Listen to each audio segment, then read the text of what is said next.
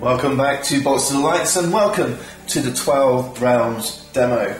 I'm timing this with the latest Kickstarter. We have the base game, Ancestors Legacy, coming in May, so a few weeks, May 2015, is Bedtime Stories, which is the penultimate expansion for 12 rounds. Each expansion is going to be adding a couple more rounds to this game. There's 4 in the base set. Ancestors Legacy adds 4 more. 200 plus tokens, a ton of cards, more miniatures, and lots of plots and stories. And I'll briefly cover those for you before we look at the gameplay demo. The game is set in a fairy tale world. We have characters like Siegfried, Red Riding Hood, Robin Hood, D'Artagnan, Snow White, and so on. Plays 1 to 6 and is targeted at 11 plus market. Okay, but you can play this solitaire because it's 1 to 6. You can take on the role of 1 or more characters if you wish. Like a lot of co-op games, the game is driven by cards which throw out events that you need to respond to. There's lots of cards. Each realm in the game will have its own deck of cards that it's affiliated with, and a couple of bad guys or enemies to play against. So in the demo I'm going to show you Bakaneko and Snow Queen. I will show you briefly the 12 rounds Ancestors Legacy rulebook. The reason why I've not chosen to demo this is because this is the first time I'm showing the game. I'm going to show you the basic game and just talk a little bit about what's coming. I think that's better. There's also some additional pieces that the expansions can use. There's some different town cards, for example, bonus town cards that put different buildings out. You can see that Ancestors Legacy has this pyramid miniature, the Pantheon, lots and lots of tokens and cards. We've got new companions, so you've got here Prince Ivan and the Snow Wolf, which play as a pair, which is going to be an interesting new idea.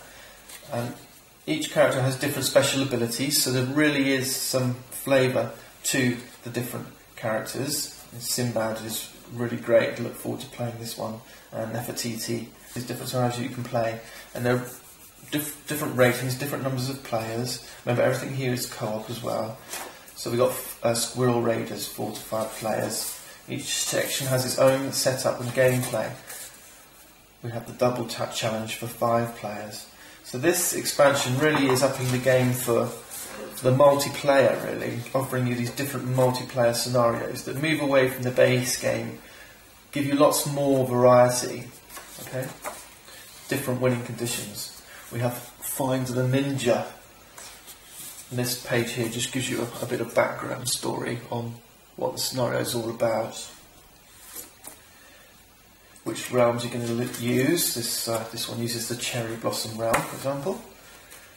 Normally you'll use 1 round per player, so the size of the board depends on the number of players in the game. Here we have the Pantheon Path, 4 to 5 players. And then this one here, which is what I've been playing recently, it's called the Forgotten Lamp. Again, a nice one to play solo because it plays for 3 players, so you can play 3 characters. And you've got to try and find the pieces of the lamp. These are like trophies, but there's going to be a number of traps hidden around the different realms that are possibly going to trigger before you manage to find the lamps. Okay, so those are the different scenarios. But how is this gameplay? Let's set up and demo. I'm going to set up a 3-player game. So we've got the Cherry Blossom, the Silver Kingdom and the Fairy Forest. I've got my 3 characters ready. Our aim is to overthrow these Dark Lords, and we do that by using our talents. These are our talents. Each character will have a different set of talents. And there's 2 sides to each card, and I'll explain these in just a moment, but one side has fewer talents but special ability thrown in. Okay? So our aim is to overthrow these Dark Lords, and to do that we need to collect enough trophies. You need to collect trophies and the right talents to defeat them. But these guys aren't going to appear until a certain point as we progress through the game. We're going to set up some buildings first. We have the stable, the inn, and the bazaar. These are things that you can buy or trade for from these buildings. Let's put them randomly. And the way we select a random area is we use this die, this area die. Now each realm is independent from the others, okay? They need not be joined to each other. And this die has 6 sides representing the 6 areas in each realm. We roll the die, and this gives us, in Roman numerals, a 4. So we'll place a building up in area 4 in Cherry Blossom.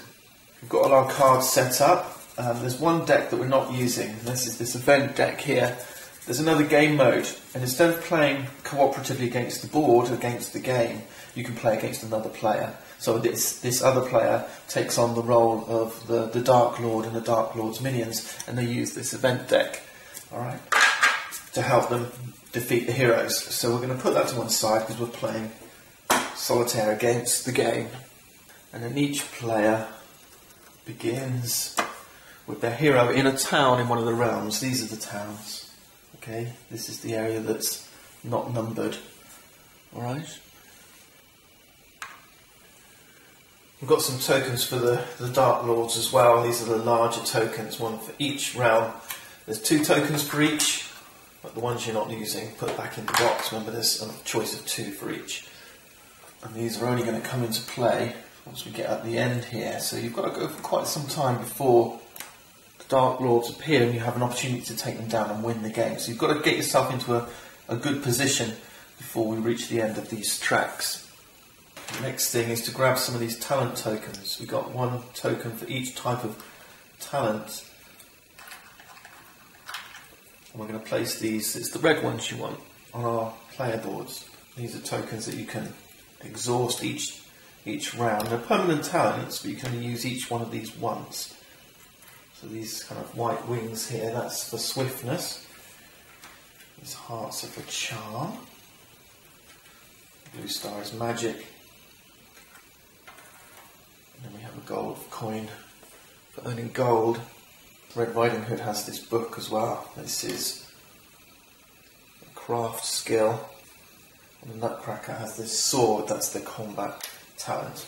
Right? And I said to you before that each one of these has 2 sides. So here we've got 1 more talent. Okay? We've got combat, charm and craft. Here we've got 2 charm, but we have this special. Now, there's 2 types of specials. If we compare this to the Nutcracker, his has a red banner. Red Riding Hood, she has a gold banner. Gold banners can be once per game. Red banners can be used once per round. Okay. And this one here, the H stands for a hero. What it means is by spending 1 magic talent, these arrows means you can move from one realm to another realm. This talent here says with 2 charm you can draw a town card, and town cards are going to be things that give you specials, alright, special talents. Let's keep it. Craft. Yeah, maybe I'll use the flip side to him as well. Okay, so I think we got some crafting skill here from Red Riding Hood. You can always earn new talents. The benefit of the Nutcracker's special talent here, or special ability. Normally, to move from realm to realm, you have to be in these town spaces, and you lose your turn. This is what this iconography up here means. It says to move from one realm, that's the realm icon. A hero moving one realm to another realm loses their turn. But with this talent, you don't lose your turn. Okay, with this special ability. The iconography here, it looks kind of cryptic, but it'll be obvious once we get going what those things do. They just remind you of what actions you can take. Next we place our starting artifacts. Remember, we've got to collect 3 artifacts, and each realm has 3 artifacts, numbered 1, 2 and 3. We need to collect 3 of those to defeat the Dark Lord. Okay, so we've got to collect all these. We're going to start off with 1 on the board, and which one is determined randomly. Just put them in your hands and give them a shuffle, and just grab one. These all go in area number 6. And now we put some treasures down, but these are going to go randomly. So let's do Cherry Blossom first. One in area 2. One in area 4.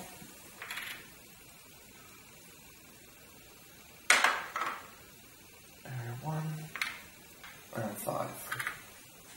Now let's begin. We start by drawing round cards. Each player is going to draw 2, or each round is going to have 2, plus 1 extra. So we're going to draw 7 cards. Okay? And start resolving them. Let's see what happens. Okay, we've got Valkyrie. So this is going to be a minion that comes out on the board. So I'll create a discard here. So a minion comes out, you roll the die, comes to region 1. Next is Tengu. This is called Summon. This plus 1 in a circle. And what that says is that during the start of the next turn, if this guy's still in play, he's going to summon 1 more. Alright, so you've really got to keep on top of these guys. Let's place him in a random area. Number 5. Next up, a ninja. Also in Cherry Blossom. And also in number 5. Now we have a raven. He also has a special ability. He's going to go in number 6. Getting some tough enemies straight away during the start of the next turn. This guy's going to move areas. Alright, so he's just going to keep moving around to a random place. But I like that. The designers have given these different enemies different characters. Okay, Dryad in the forest. This one's called a Changeling, this ability. And what you'll see is this one doesn't have a talent here to take down. It's a question mark. And what you do is you roll this talent die. When you challenge the Dryad here with this Changeling ability, you roll the black die, and whatever result comes up is the talent you need to use. So this one is a little bit more tricky to take down because you may end up having a talent to take down that you don't possess. Alright? Pretty neat. Next we have, I haven't put him on the board. Let's put her Dryad in area number 2. Forests. Okay, next is Tanuki. Now, Tanuki's nasty. His invader power is this one here. It's called Horde.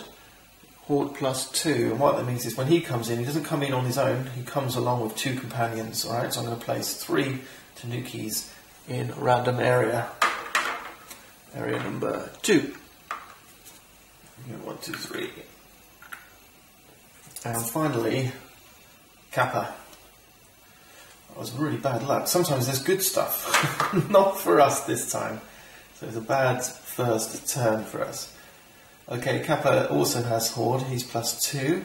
And he's going to go in area number 3. It's kind of a turtle crossed with a duck. Strange looking thing. That's the final card. And now the players can start taking actions. And we're going to start with Snow White here.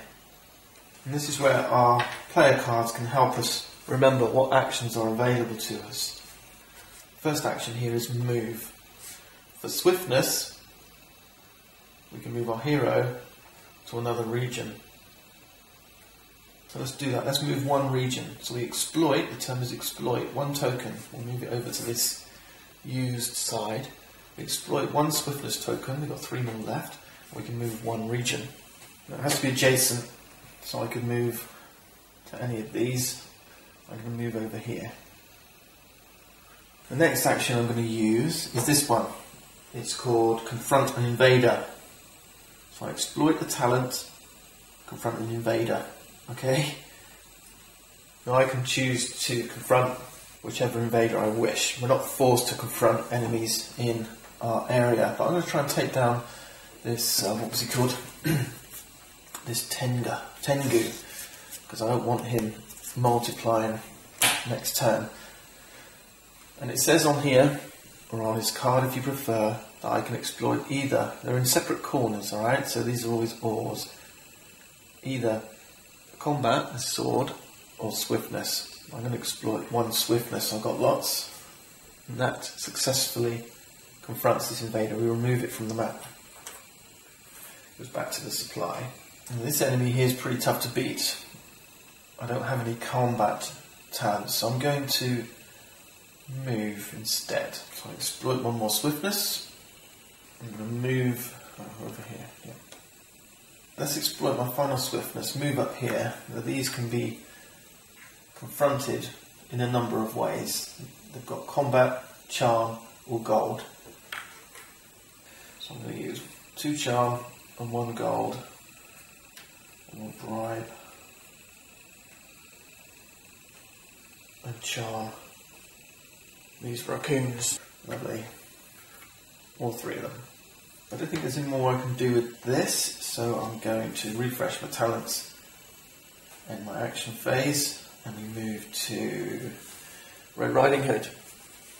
Got a great many options for her here. We've kind of got people in the wrong places.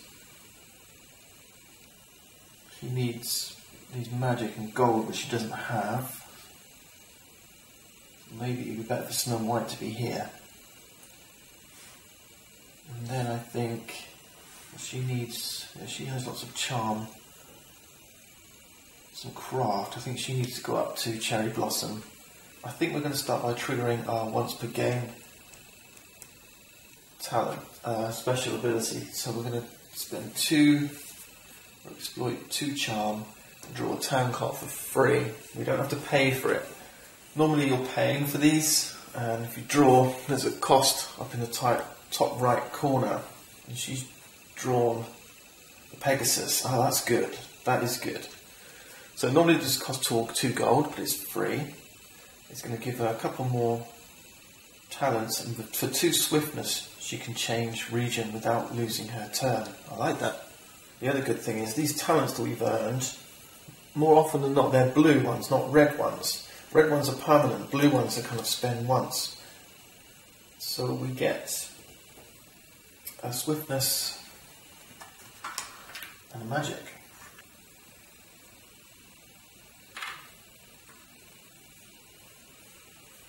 So why don't we exploit one of those swiftness, move Red Riding Hood down here, then exploit this magic.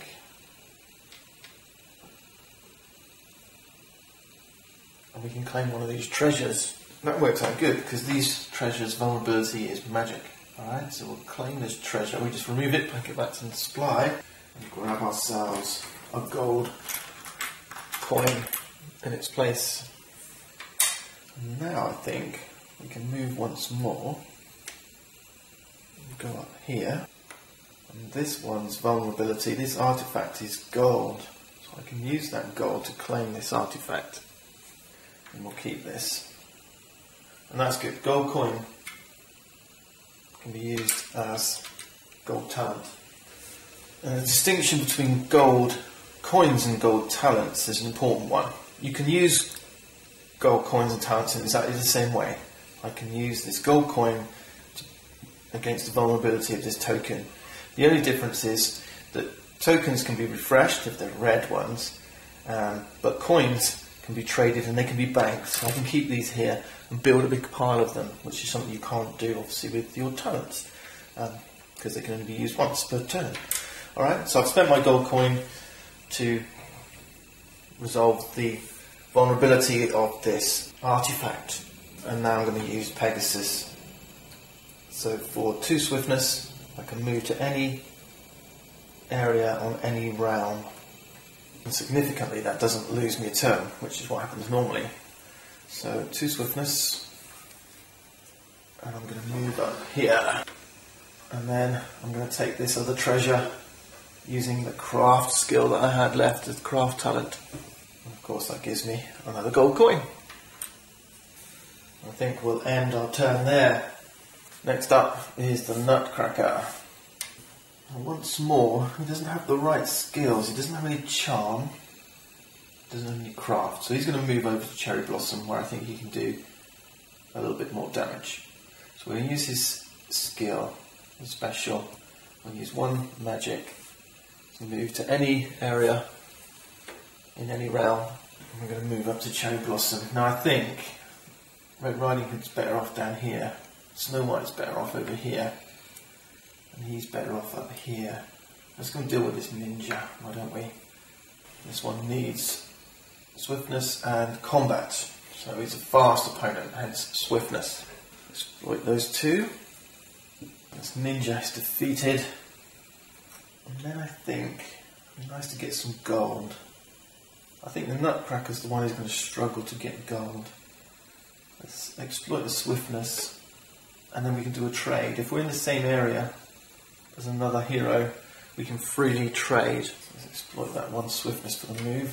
Give the Nutcracker this gold coin. And I think we'll use one swiftness and one sword to move in here and get rid of one of these turtle things. Yep, that'll do it, I think. Let's refresh everything. Now all the heroes have taken a turn and we start once more, but this time, because things have moved on a little bit, there's a couple more phases that are going to begin, particularly the invasion phase. If we start over here in the fairy forest, the invasion marker has to move forward for every invader token. Doesn't matter how big or small they are. For each invader token, so there's one here. So we put one on the track. Remember, there's a couple of things that are going to happen. If we hit here, the Dark World will appear. Once we hit this place here, the Black Fortress will appear. That's this. And this is going to help the invaders defend the realm. That is optional. If you don't want to use that in the basic game, then you don't have to. In Silver Kingdom we have 1, 2. And in Cherry Blossom we have 2. Now we have to check if any of these invaders have powers that need to be resolved, like Curse, Marauding or Summon. And we got rid of the Summon ones, but we do have this Marauding one. So this Raven is going to move. And it has this. Yeah, that guy's gone. These had Horde. Yeah, Marauding. So we roll the die and he moves. That was it. In the same realm. It's a 5, which pushes him over here. And then we repeat drawing our realm cards. It was 7, wasn't it? 1, 2, 3, 4, 5, 6, 7. Okay, we start with a gnome appearing. Area number 5. And these guys are good actually, because they have this invader power that says when he's defeated, you gain a gold coin, right? He's carrying a nice big bag of loot, a nice invader to have on the board. And he's nice, easy to take down, this gnome as well. Combat or charm will do the job. What's next? Autumn Fairy. She has Horde, +3. So, round number 4. 4 fairies. In area number 4. And we have a silver figurine. Now this is a treasure. What that means is we place a new treasure on the board and we roll the die to figure out where. It's a 4. It's silver.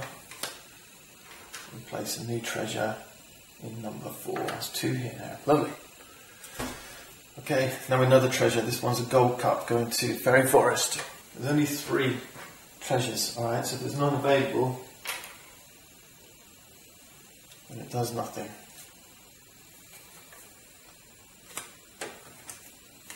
So let's roll. Number 5. 2 gold cups here, like it. Now we've got a sprite. Again, these ones have gold, easy to defeat. And we get gold coins. There's more gold coming in Fairy Forest. I like this. Area number 6. We have a goblin. He has hordes. There's the horde +2, so there's 3 of them. Nothing special about him.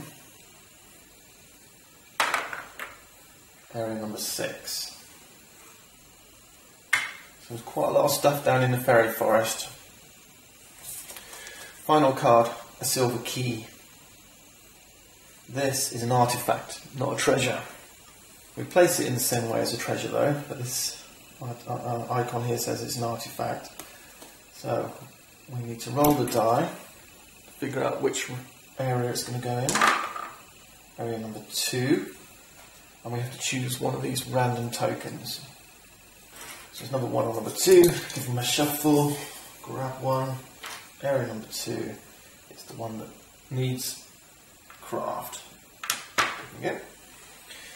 And then we begin again. So Snow White to kick off. So Snow White is going to use 1 swiftness to move down to the town. In fact, I think she'll move over here first, claim this artifact. With another swiftness. Move 1 more swiftness over here. And then with a final swiftness, we can draw 2 cards at the town centre. So here we draw 2 cards. And we get to choose one and pay for it. We've only got 1 gold. So hopefully, okay, we've got the Pirate Brotherhood or the Rum Barrel. And the good news about the Rum Barrel is it has this flame in the bottom left. What that means is you can burn this card, you can discard this card at any time. It doesn't have to be during the action phase, any time at all during the game. And you can place 3 gold, except if you're in the Bones realm, which we're not playing with, and put 3 gold in your current area. So that's quite nice. You can use that, and another player could pass through and use it. The Pirate Brotherhood is our other option. And what this one says is for each gold that we exploit, either talent or coin, remember, you can move the invasion marker back. The trouble with this one is that you have to use it immediately, you can't bank it. So I'm going to take the Rum Barrel for 1 gold. Okay. The last thing she's going to do, now that she's in the town, she can jump to another realm, but this is going to immediately end her turn. So we're going to have a jump over to Silverland, I think. Yep. So you move from one town to another town. Alright? Now remember, these guys were only jumping around because they have these special talents. Pegasus for Red Riding Hood, and the Nutcracker is once per round ability. So Snow White, she's going to hop in here and that ends her turn. That's what this icon here says at the top right. Okay. The other thing I've not shown you is how to get the most out of these buildings. So we're going to have Snow White use Pegasus. 2 swiftness is going to jump her down here.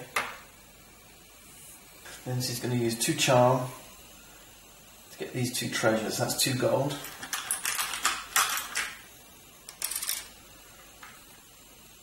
She's going to use 1 swiftness to walk over here, get rid of this crow with this magic, this binding spell, and use 1 more swiftness to walk up here, and then use 2 gold to buy a card from the bazaar here. Okay, you can see it costs 2 gold. Right? Unlike these town cards where you drew 2, choose 1, and you actually use swiftness to do so, and then pay for it. In this case, you pay 2, and it's random what you need, and you don't need any swiftness. Okay, so let's see what she gets. We get the Ring of Invisibility. Sounds pretty neat. Only time will tell if this is going to be useful. But what this is going to do is it's going to protect our hero from dark magic. Alright, and these are some of the invader powers, blast, sorcery, curse, and unyielding effects. So that makes her a little more powerful against some of these invaders. And she also gains a permanent red craft talent. Pretty neat. Red Riding Hood is really starting to power up. I think that'll conclude her turn. We'll move on to the Nutcracker. Well, I think I've shown you everything you need to see for now. Remember, these markers are going to advance. You can bring out these towers. I guess the final thing for me to say is tell you what those towers do. the Black Fortress is like an invader. You can only defeat or destroy the Black Fortress with 3 combat or 3 magic.